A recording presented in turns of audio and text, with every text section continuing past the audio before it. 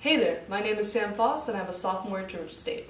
I've been in band since my 8th grade year, and being a sophomore here, that makes 7 years of athletic bands. I've marched 2 years at Georgia State, and here's my story. Band, at the fundamental level, is a group of musicians who play their instruments within an ensemble. They transform what may be originally black and white dots on sheet music into colorful music that the world can enjoy.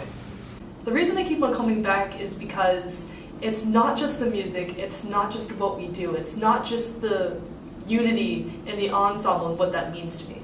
It's the fact that whenever I walk into the practice room, maybe the marching band field or just wherever we'll be, the sports arena or the Georgia State Stadium where we had our marching band practices, I just leave my troubles outside the door, just outside that space, and it feels like home.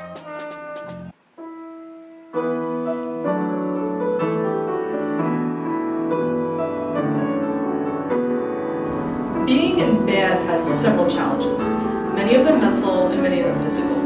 Mentally, you have to keep in mind all the notes, all the rhythms, all the little things, all the technical parts that you do. And then physically, you have to know when to breathe, how you can breathe, how much you can breathe, and whether you're almost suffocating yourself getting to the end of a phrase, and then there's that release.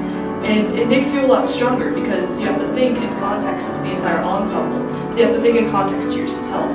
Whether you keep on pushing yourself and maybe risk cracking a note, or whether you just die out. It's a challenge, and learning how to fit in with a group of people, both mentally and physically, makes you better, makes you stronger. Funding cuts to fine arts, causing for the cutting of band, orchestra, choir programs, would impact student success by removing a form of an outlet of expression for the students and the participants involved.